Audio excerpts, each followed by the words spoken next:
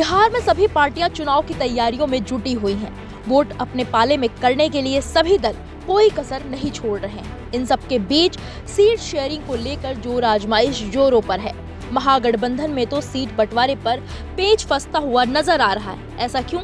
तो बता दें कि महागठबंधन में सभी पार्टियां ज्यादा से ज्यादा सीट पाने की होड़ में लगी हुई हैं। विपक्षी दलों में प्रत्येक दल की नजर उन अच्छी सीटों पर है जहां उसने या तो पहले जीत हासिल की है या फिर जिन सीटों पर उसके जीतने की अच्छी संभावना है। दूसरी तरफ वो खराब सीटें हैं जिन पर जीत और हार दोनों मिलने के आसार हैं। जानकारी के लिए बता दें कि इंडिया गठबंधन का नेतृत्व कर रही कांग्रेस ने बिहार विधानसभा चुनाव में 70 से अधिक विधानसभा सीटों की मांग की है। कांग्रेस का कहना है कि वो उन सीटों पर दावा करेगी जो उसने 2020 के विधानसभा चुनाव में जीती थी या वोटों के कम अंतर से हारी थी।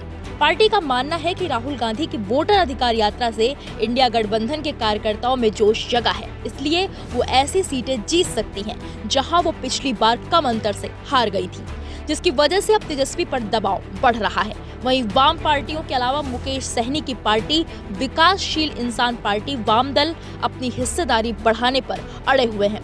2020 के प्रदर्शन को आधार बनाकर अब और सीट की मांग कर रहे हैं।